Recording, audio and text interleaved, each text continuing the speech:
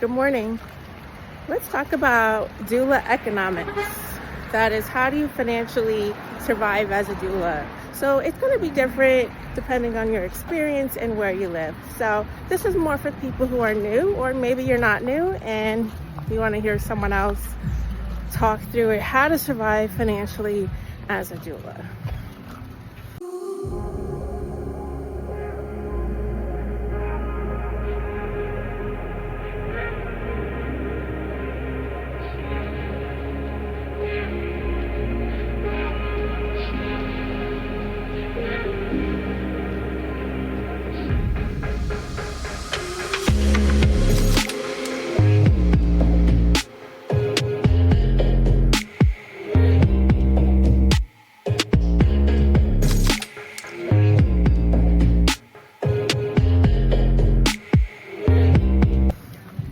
Can I walk and talk?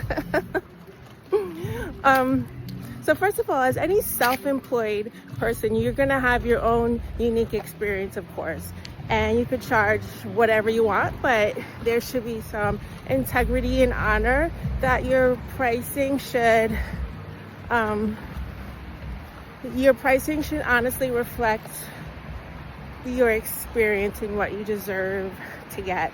Also, if you price yourself irrationally, you're probably going to have a hard time because you're not going to have those skills and people are going to complain anyway. So it's not a strategy for success to price yourself beyond what you really are currently worth, what you are currently able to command. Let me think. So first of all, it's really hard to start any business. They always say the first sale is the hardest and the second hardest sale is your second sale. Absolutely true here too. Trying to get your first purse are going to be some of the most difficult ones you ever get. The key when you're brand new with no experience is to work for free or super cheap. Look into the volunteer organizations in your area. If you have enough friends who are pregnant and having kids, that's great, but not everyone's having kids often enough for us to hop on those. So definitely volunteer organizations, homeless shelters, family shelters, teen mom places, things like that. If you were in NYC, there is the New York City Doula Initiative, and they offer, I don't know if it's free training, but it's not much. And you could work for NYC and start to get births through them. The pay is quite low and not a sustainable pay. So let's talk about when you're new. However you get those first few births, they're not going to be a lot. What is not a lot? 500 to 1,000 to 2,000 a birth. That's a wide range of stuff. Oh, actually, zero. You start between free, 500, 15, 1,000. Like, you start between 0, 500 up to 2,000 when you're new. That may sound like a lot. Maybe you're somewhere making 15, 20 an hour, and that sounds like a huge jump. The thing is, you don't do births every day, and you're not secure to have births all the time. So say you're making 1,000 a birth. The chance of you straight up just start getting 4 a month, which is a ton of work, because you have prenatals, postpartums, texts, phone calls, and the whole birth. Each birth is going to be approximately 24 hours, sometimes 72. Then you have false alarms, where you may go into the hospital and it's a false alarm, and then you come home. So you can have days upon days with each client. So it's really, you don't know how much space any birth is going to take up. If you have kids and have to do childcare on top of this, woo! How did I do it? Wait, let me come back. So say you have 4 a month. You're making 4,000 a month, but that's before taxes. Then you have to take into account how much this costs you. Ubers, hello. NYC Ubers during peak are like $100 each way. If you get 2 false alarms, You just spent $300 to get to the birth, another $100 to get back. That's like $400 you could spend in Ubers per birth. Usually not that bad, usually closer to $200 Uber there and back. I don't recommend you take the train or the bus, because on your way there, you have to hurry up, and on your way back, you're exhausted. And I don't want you to be unsafe and to fall asleep on the train or the bus. Childcare is hugely complicated when you're on call. It's really hard to find someone who could be on call for you. Let me go back to, you're making $4,000 a month, doing 4 births. That's before taxes. What is that after taxes? Let's say say $3,400 a month. Now, each birth is costing you $200 in Ubers, so take out $800. How much is left? 32 minus 8. 8. We're going down to 20 something. No, it's 8 from 6. It's going to be 2. So is that 2,200?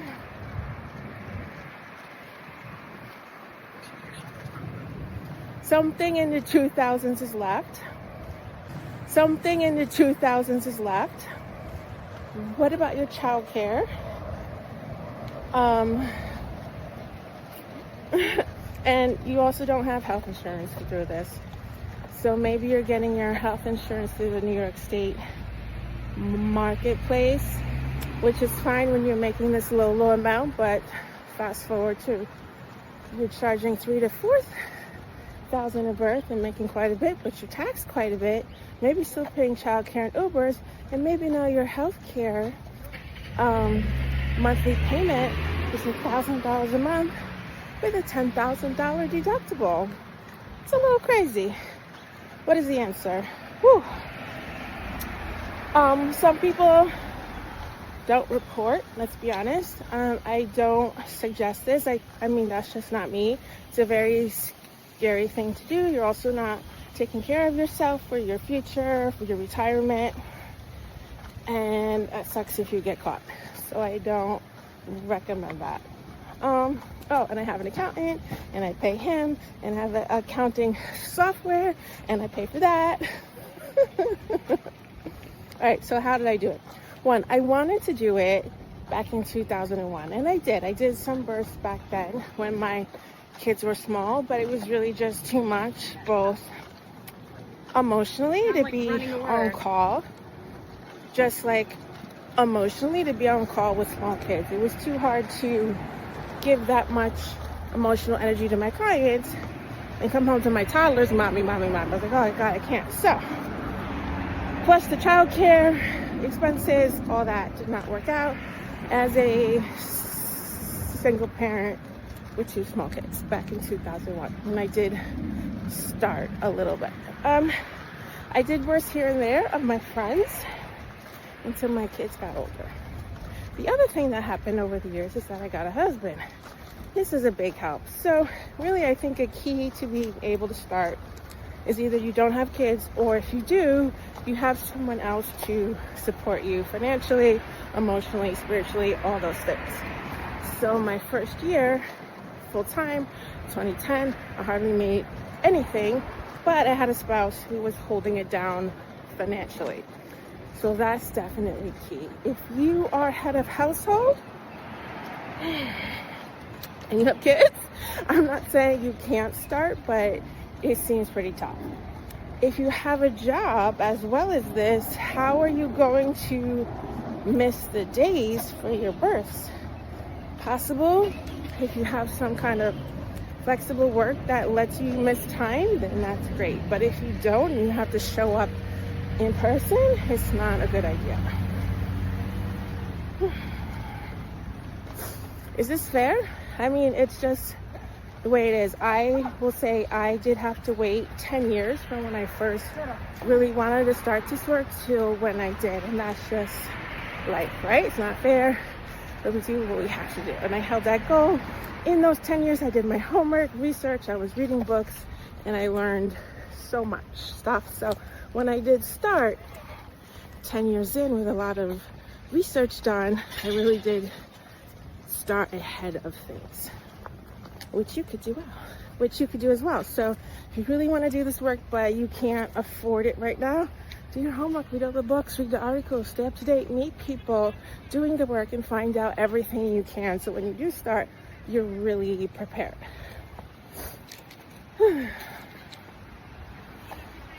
How much do I charge? You know, there's more to how many births you've been to, but how many births you've been to is important. And when you start to feel strong and confident is different for every person. Just because you've had kids doesn't mean you're more ahead of the game per se.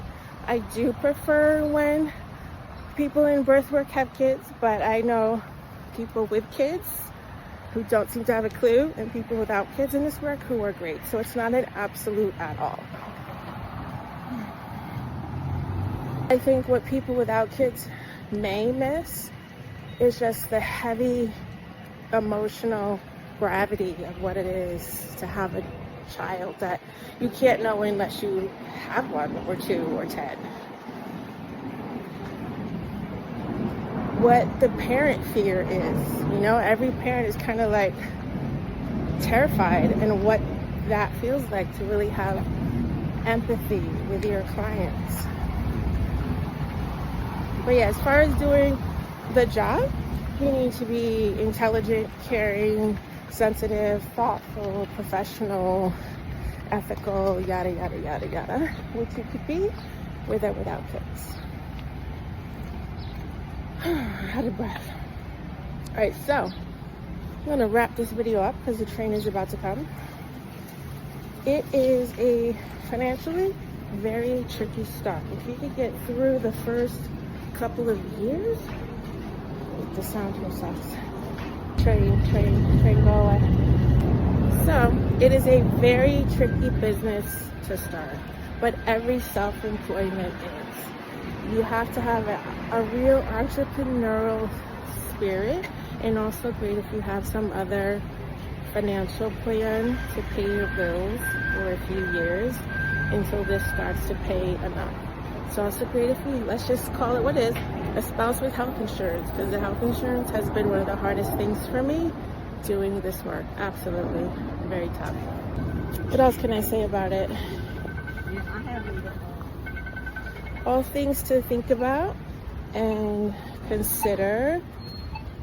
All things to think about and consider on your own personal journey to becoming a doula or figuring out how to stay one. You could also take time off. You could do it in steps. Maybe you train now because you have time, but you don't go on call until you finish this or that, or till your spouse is in a more financially secure place, or you're moving in with your parents or a housemate. But there has to be something else financially to support you. That's about it. Maybe someone else figured out a way to do it on their own, and that's awesome. I have not. I got here with a lot of help and support from a spouse, from my friends, from my family. Definitely took all of us to help me get to where I am now. All right, guys. Happy birthday. Happy birthday. Happy doula-ing. Do your best. Enjoy the birth.